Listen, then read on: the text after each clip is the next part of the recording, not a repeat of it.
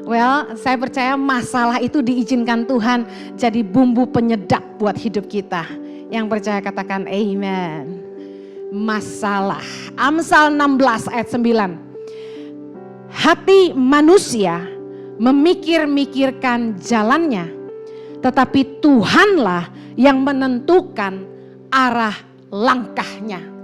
Ketika planning kita gagal, ketika apa yang kita rencanakan tidak jadi, kita lihat itu sebagai masalah.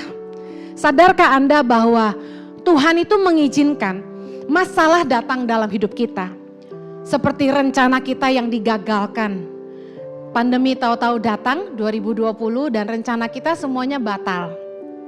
Niat-niat kita dibatalkan Tuhan. Pernah gak ngalami pengen ngirim SMS atau WA, sudah ketik gak kekirim. Terus kita baca-baca lagi, kayaknya gak boleh deh ngomong gini, kita hapus. Thank God bisa di-delete. Pernah gak ngalamin gitu? Terus kita mau marah nih sama orang nih. Kita telepon orang itu, tapi gak nyambung-nyambung. Dan gak tahu kenapa signalnya gak ada. Tapi banyak yang saya alami, niat-niat kita tuh dibatalkan. Saya percaya bukan kebetulan ya. Upaya kita tidak berbuah. Kita udah berusaha, kita udah bayar harga, kita udah investasi. Tapi kok upaya kita gak berbuah? Masalah apa lagi? Kerja keras kita tidak menghasilkan. Kemudian dalam hubungan kita seperti dipisahkan. Kita seperti dijauhkan. Pernah gak Anda ngalami dipisahkan dari sahabat-sahabat Anda? Saya pernah punya best friend waktu kuliah di Australia. Dia itu harus for good ke Indonesia. Waduh sedihnya, hancur hati, kami kayak orang pacaran. Semalam-malaman menangis karena kami harus berpisah gitu. Sedihnya luar biasa dan sejak hari itu saya tidak pernah punya sahabat lagi. Karena cari sahabat tuh susah sekali ya. Dan kami seperti dipisahkan. Kemudian ada hubungan yang toksik yang sebenarnya kita tahu itu salah tapi kita gak bisa berhenti. Kita dimanfaatkan tapi kita gak bisa menghindar. Tapi Tuhan izinkan hubungan kita seperti diputuskan. Rusak, entah apa masalahnya. Orang yang kita kagumi atau orang yang kita harapkan mengecewakan. Orang yang kita sebenarnya kagum sama dia. Tapi entah kenapa Tuhan izinkan orang itu mengecewakan kita. Ada orang yang kita andalkan, tapi justru orang itu yang merendahkan kita, mempermalukan kita, dan bahkan mungkin memburukkan nama kita. Tuhan mengizinkan banyak masalah terjadi dalam hidup kita. Tujuannya pasti untuk kebaikan, katakan amin. Kalau ujian itu dari Tuhan, saya percaya untuk kebaikan. Kebaikan itu apa? Supaya kita kembali ke jalan Tuhan. Mungkin hubungan kita toksik, mungkin apa yang kita buat itu salah, kita sudah melanggar hukum. Tuhan sengaja gagalkan usaha kita supaya kita berhenti dan kembali ke jalan Tuhan. Yang kedua, tujuannya supaya kita belajar mengandalkan Tuhan bukan mengandalkan orang. Supaya kita belajar jadi dewasa, gak dikit-dikit punya masalah carinya teman baik, cerita sama dia. Tapi katu kita sendirian, kita gak bisa ngandelin siapa-siapa, kita larinya sama Tuhan. Kemudian supaya kita tidak jatuh terus dalam dosa. Kadang-kadang itu untuk berhenti berbuat dosa itu sulit. Kita butuh pertolongan Tuhan menjauhkan kita dari orang yang jadi partner kita in crimes. Supaya kita berhenti dimanfaatkan orang. Ada hubungan-hubungan yang dijauhkan sama Tuhan. Karena Tuhan tahu orang itu cuma memanfaatkan kita. Kemudian supaya rencananya yang sempurna jadi dalam hidup kita. Kemudian supaya kita tidak melakukan hal-hal yang tanpa kita sadari dapat mendatangkan kecelakaan atau masalah yang lebih besar bagi hidup kita di masa yang akan datang. Saya dan suami ngalami beberapa kali itu Tuhan meluputkan kami dari membuat keputusan yang keliru untuk menyelamatkan kami dari masalah yang lebih besar di masa yang akan datang. Kami bukan gak pernah bikin salah. Berkali-kali kami buat keputusan yang salah. Loh kok bisa? Kan hamba Tuhan. Harusnya peka dong sama Tuhan. Kami pernah buat salah. Kami percaya sama orang yang salah. Kami buat keputusan yang salah. Tapi luar biasanya Tuhan selalu disingkapkan. dan selalu dijauhkan. Ada orang yang hampir menjadi leader, tiba-tiba mundur sendiri. Tanpa kami tahu kenapa dia mundur. Ternyata yang kami tidak pernah tahu, selama ini di belakang kami dia berusaha menjatuhkan kami. Kita bisa buat salah. Saya percaya bahwa masalah itu datang bukan selalu karena pencobaan dari si jahat.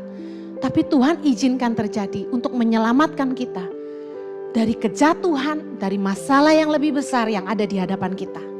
Itu merupakan bukti kasih setia Allah yang luar biasa. Katakan amin. Tahukah Anda bahwa ada keadilan Tuhan yang Tuhan berikan kepada seluruh umat manusia, baik orang percaya maupun tidak percaya. Apa itu? Hati nurani.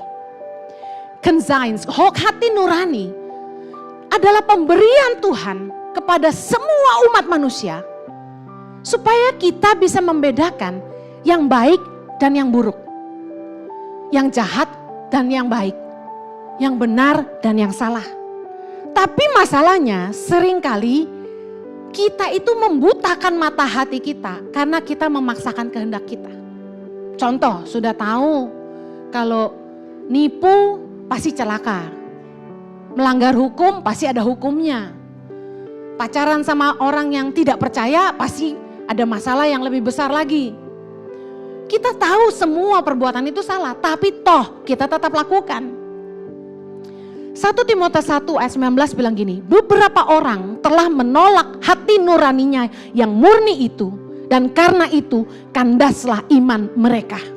Banyak orang yang menulikan telinga hatinya, membutakan mata hatinya, menolak hati nurani yang murni, yaitu suara Tuhan yang membimbing hidupnya, sehingga iman mereka kandas.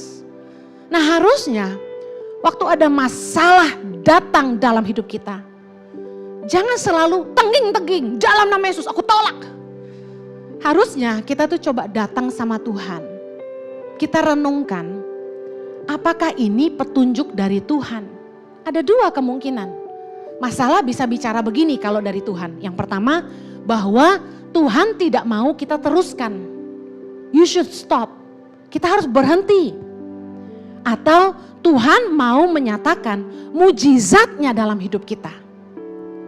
Saya akan bahas tentang masalah bisa menjadi pertanda dari Tuhan untuk kita berhenti. Mungkin dalam hidup ini kita salah jalan. Atau keputusan yang kita buat itu salah. Dan Tuhan ingin menyelamatkan kita dari masalah yang lebih besar ke depan. Saya kasih contoh, ingat Yunus? Yunus itu naik kapal, melarikan diri. Tuhan itu suruh dia pergi kemana? Niniwe, tapi dia kemana? Tarsis. Dia naik kapal ke Tarsis, datanglah badai ke atas kapal itu. Masalah nggak itu? Masalah. Apa yang terjadi? Yunus sadar dia salah, Tuhan izinkan itu terjadi, dia harus nyemplung ke laut supaya yang lain selamat. Akhirnya dia diam di perut ikan paus. Saya mau kasih tahu, saya ini pernah sok heroik. Saya pikir suami saya ajalah yang jadi hamba Tuhan. Saya tak jadi pengusaha gitu. Businesswoman. Saya coba berkarir, saya coba punya bisnis. Saya kasih tahu, orang yang gak taat, ketika dia join bisnis sama orang lain, karena ketidaktaatan dia, seluruh kapal bisa tenggelam. Jangan sampai karena ketidaktaatanmu, kamu membuat keluargamu sinking, tenggelam. Dan kamu merugikan orang-orang yang kamu ajak kerjasama. Jadi dengar, banyak orang yang ngajak-ngajak saya bisnis, tobat kamu. Saya ini hamba Tuhan. Makanya saya nggak terima endorsement. Bu Heni, ada endorsement. Endorsementnya apa? Skincare. Mentang-mentang gua hitam, disuruh jadi ambasador. Saya bilang gini, nggak laku lo suruh gua jadi ambasador. Kan muka gua freckle semua. Ya kan? Kan yang dipilih harus yang putih mulus ngelingsing, bener nggak? Lah gua, kalau obat lu bagus sih puji Tuhan ya. Tambah kinclong kita. Tapi kalau kagak, kan kagak laku. Katanya kalau follower di Instagram udah 580 ribu, rate-nya bangsa 3 juta sehari loh. Wah, Kang Tau tuh Bu Heni. Jangan mata Kang Tawan. Hamba Tuhan gak boleh punya mata Kang Tawan. Amen. Kalau Anda membuat saya keluar dari panggilan saya dengan iming-iming uang, hati-hati. Kapalmu karam sama saya. Yunus itu mau terjun dari perahu. Untung masuknya ke perut ikan paus dan tidak dikunyah. Tapi kalau saya nggak bakal mau nyemplung, gitu kan? Udah tahu nggak jago berenang suruh nyemplung, kagak mau gitu kan? Jadi jangan coba-coba ngajak hamba Tuhan dagang. Udah biarin mereka pelayanan. Dengar baik. Masalah datang untuk mengajar kita tuh taat sama Tuhan. Jadi jangan nggak taat, jangan serakah. Diiming-imingi, invest ke sini, cuannya gede, cuan. Di bank berapa deposito? 2.5%, 3.5%, 3.75%. Oh, ada bank yang kasih 7%. Ada lagi koperasi bisa kasih 10%. Ada lagi 20%. Anda percaya, Anda invest. What happened? Gone by gone. Hilang duitmu. Ingat, masalah datang untuk ngajarin kita, jangan serakah. Jangan tolak iblis. Ini iblis nih yang makan investasi gua. Bukan, Anda yang mata duitan. Bu Heni kan kenal tuh sama yang punya perusahaan itu. Saya lihat Ibu Heni khotbah di perusahaan dia. Tolong kasih tahu suruh bayar utang saya, dia bilang gitu. Terus saya bilang gini, saya aja baru ketemu dia sekali doang. Saya nggak kenal dia siapa. Bagaimana saya nyarinya? Waduh Bu Heni, saya invest 1,5 M. Ya gitu nggak nabur ya kan?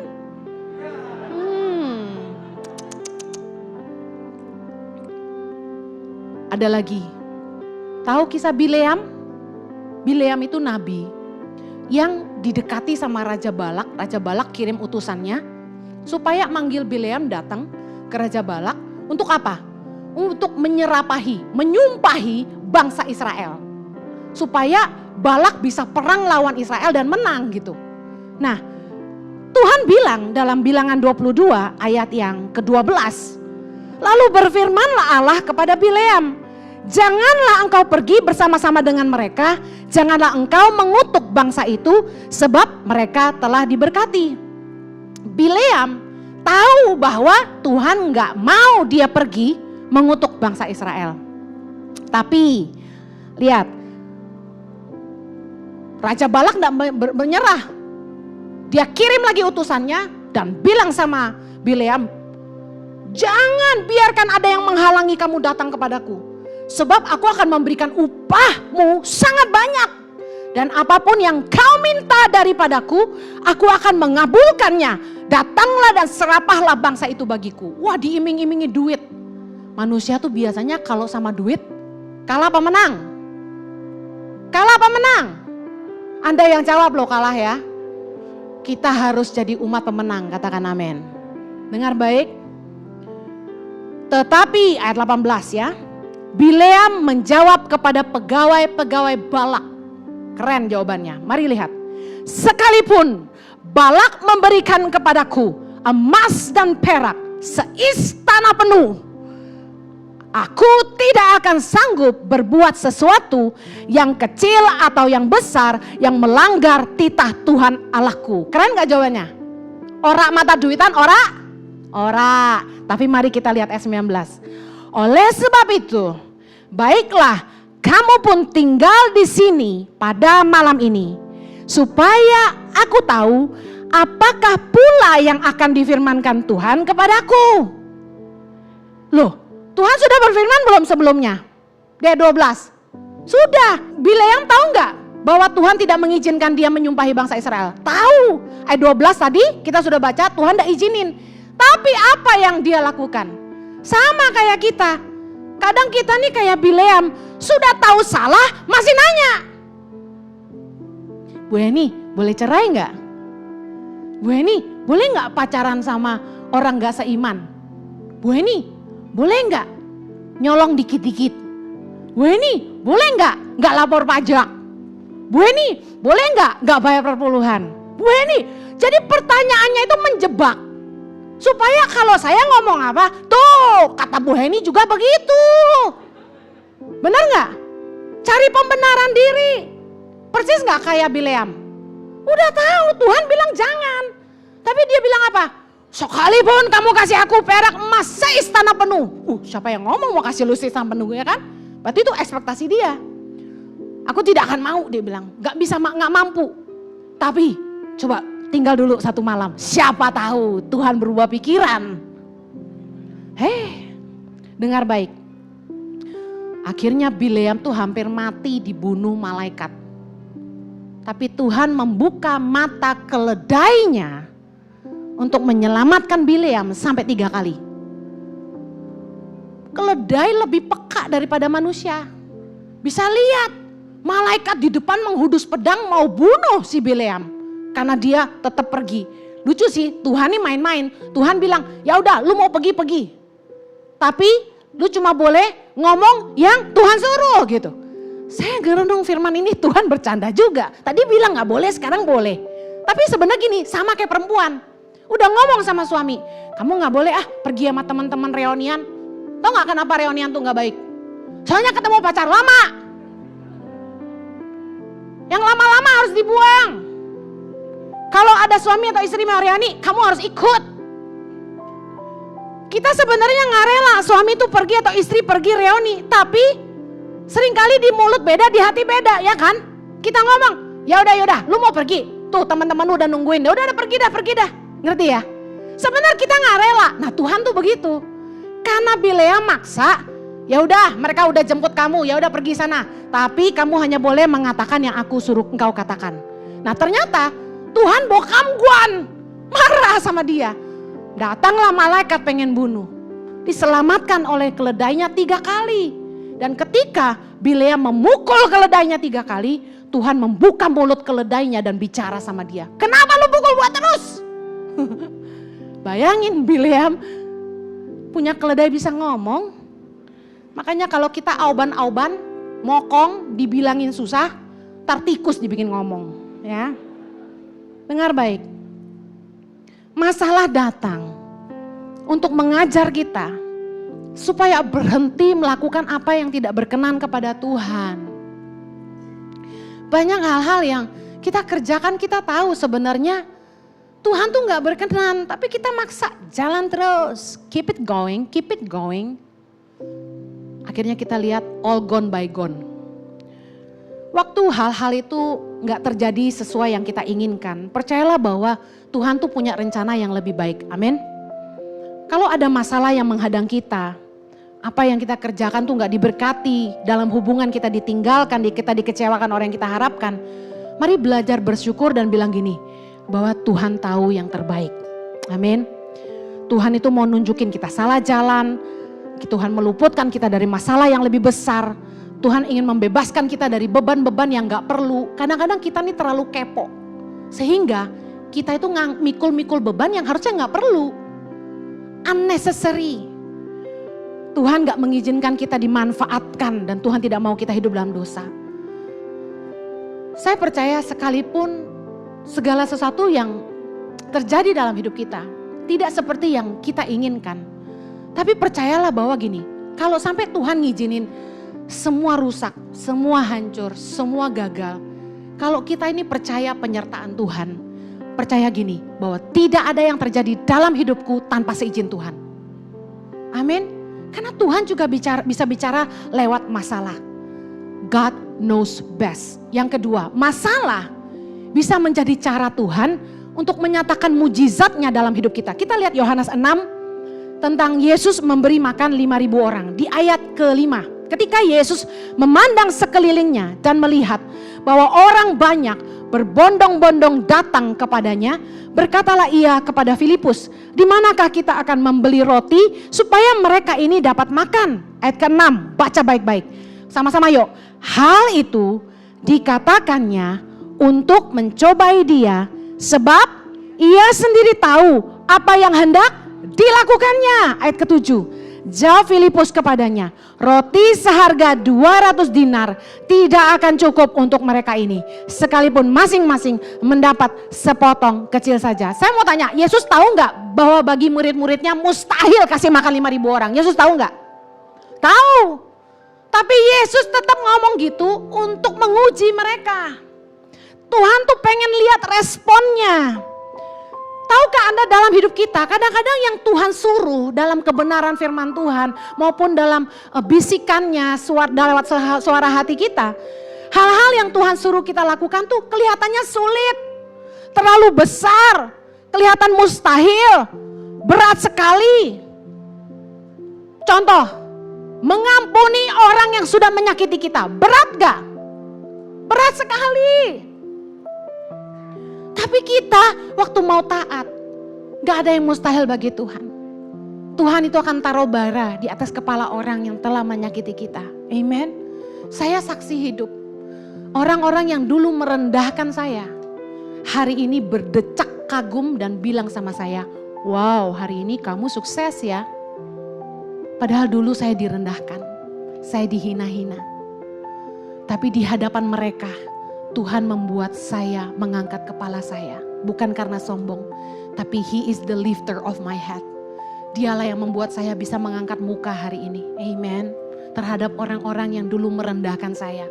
Saya percaya demikian juga dengan kita. Bahwa kita itu kalau taat sama Tuhan, ada pembelaan Tuhan. Dengar baik. Waktu Tuhan bilang dalam firman-Nya, sebab Ia sendiri tahu apa yang hendak dilakukannya.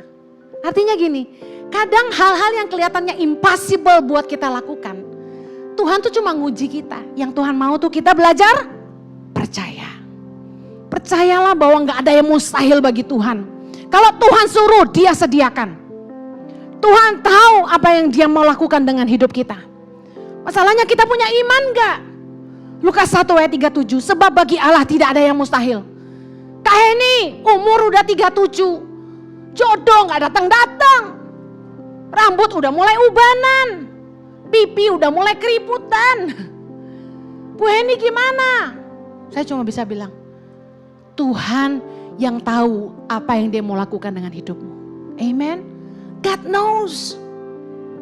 Masalah itu bisa jadi cara Tuhan untuk membuat kita tuh belajar berserah. Kadang kita nih sok jadi master of our life. Bikin planning. Habis ini begini, habis ini begitu. Lalu saya harus begini, lalu mantu saya harus begitu. Kita yang nentuin arah hidup kita. Padahal masalah Tuhan izinkan terjadi supaya gini, kita balik lagi sama Sang Pencipta. Tuhan, apa yang Kau mau dengan hidupku? Saudara, memilih antara popularitas, crowd, keramaian, dan panggilan Tuhan itu sangat sulit.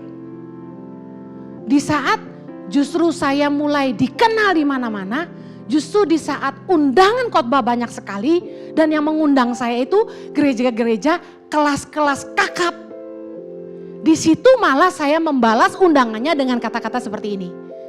Shalom, mohon maaf, saya sudah tidak khotbah keliling.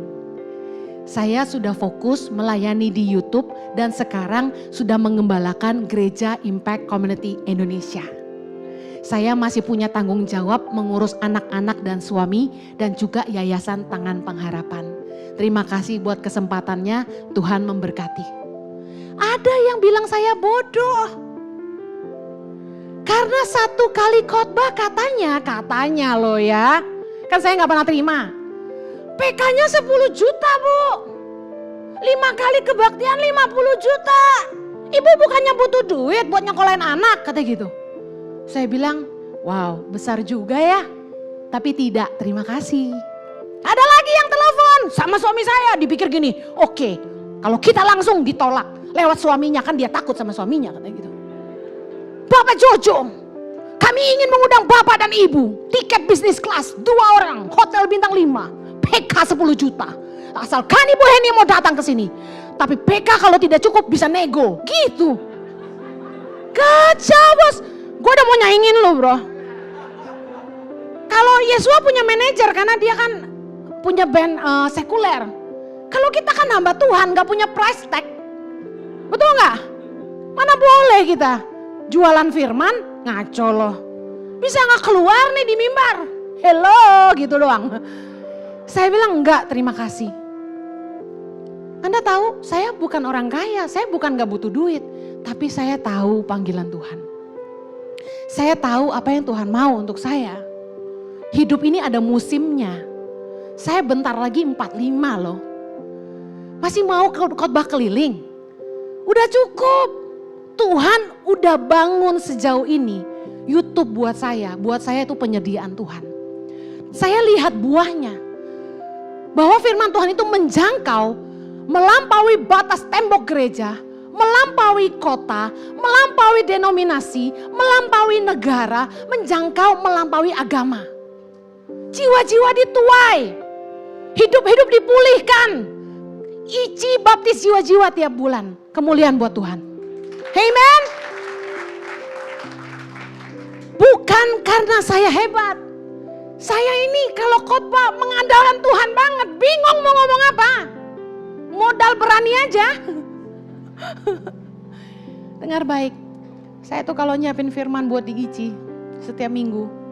Saya tuh bisa ngupas ayat tuh 3 hari, 4 hari saya baca, saya ketik, saya baca, saya ketik, saya ulang. Sampai tadi pagi masih berubah. Sampai yang bikin PPT ini bilang gini, Mama ini final ya. Karena berubah terus. Saya kayak orang mau ujian gitu loh. Saya baca terus. Saya harus bisa menyampaikan ini yang terbaik. Dengar baik. Kalau Anda lihat masalah di hadapanmu. Belajar ngerti bahwa Tuhan itu mau kita belajar berserah. Udah bukan ngikutin maunya kita. Yang mau katakan amin.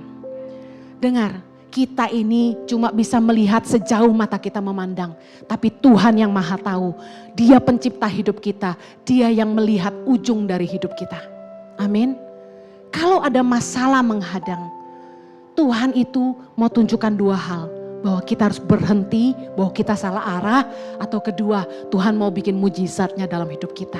Waktu Tuhan suruh saya dan Pak Jojo, ayo kasih makan anak-anak di seluruh Indonesia. Saya bilang sama suami saya, rem, 5.000 aja, stop. Asrama 3 aja waktu itu udah bikin sakit kepala. Saya November 2018 masih ingat sambil make up saya ngomong gini, Say, jangan bikin asrama lagi ya. Aduh, budgetnya gede banget, 1:100. Tahu nggak Jo? Kita tuh ngurusin anak asrama dari mulai kapas sampai tonsoplas, dari mulai sakit sampai sakit hati, capek. Budgetnya terlalu besar, makan sehari 3 kali belum snack, belum yang kalau pengen ngemil martabak mama gitu kan. Mama jerawatan nih gitu, macam-macam. Saya bilang cukup, tapi begitu saya khotbah pagi itu. Roh Kudus bilang gini, Henny, apa yang kamu mau lahirkan untuk Indonesia? Saya jawab, pemimpin Tuhan. Tuhan bilang apa? Lahirkan 1000 pemimpin bagi Indonesia. Lahirkan pemimpin yang takut akan Tuhan, mencintai rakyat, cerdas dan berintegritas bagi Indonesia. Saya langsung nangis Bapak Ibu. Pulang pelayanan itu, saya masuk kamar mandi, gak nyapa suami saya nangis. Karena saya dosa. Saya ngomong apa yang saya mau, bukan apa yang Tuhan mau.